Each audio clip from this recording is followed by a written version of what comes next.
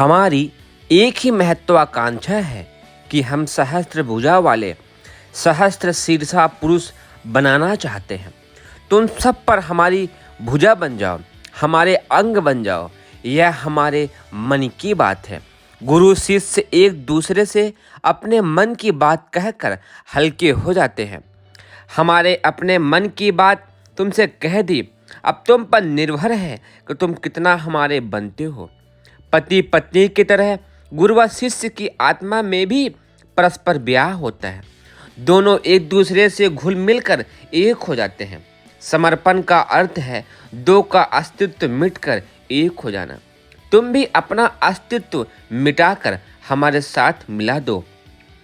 वह अपनी क्षुद्र महत्वाकांक्षाओं को हमारी अनंत आध्यात्मिक महत्वाकांक्षाओं में विलीन कर दो। जिसका अहम जिंदा है वह वेश्या है, जिसका अहम मिट गया वह पतिव्रता है। देखना है कि हमारी भुजा, आँख, मस्तिष्क बनने के लिए तुम कितना अपने अहम को गला पाते हो। इसके लिए निरहंकारी बनो।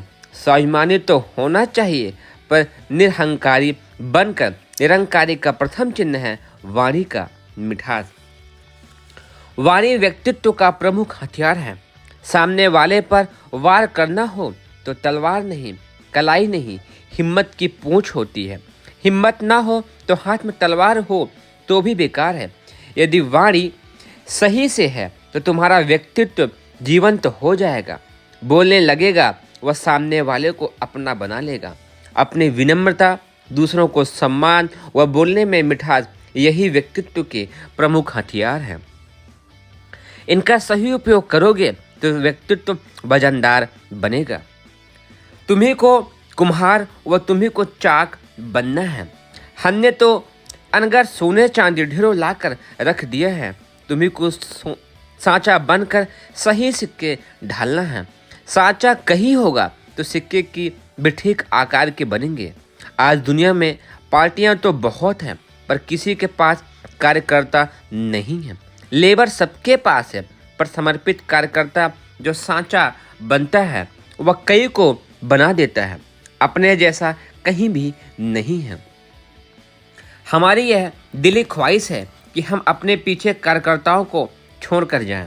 इन सभी को सही अर्थों में डाई का एक सांचा बनना पड़ेगा तथा वही सबसे मुश्किल काम है। रॉ मटेरियल तो ढेरों कहीं भी मिल सकता है, पर डाई कहीं कहीं मिल पाती है। श्रेष्ठ कार्यकर्ताओं श्रेष्ठतम डाई बनता है। तुम सबसे अपेक्षा है कि अपने गुरु कार्य की तरह एक श्रेष्ठ सांचा बनोगे। तुम में से दो और अपेक्षा एक श्रम का सम्मान, यह भौतिक जगत का देवता है। मोती हीरे श्रम से ही निकलते हैं। दूसरी अपेक्षा यह है सेवा बुद्धि के विकास के लिए सहकारिता का अभ्यास। संगठन शक्ति सहकारिता से ही पहले भी बढ़ी है, आगे भी इसी में ही बढ़ेगी। हमारे राष्ट्र का दुर्भाग्य यह है कि श्रम की महत्ता हमने समझी नहीं। श्रम का मद्दा इस सब में असीम है। हमने कभी उसका मूल्यांकन किया ही नहीं।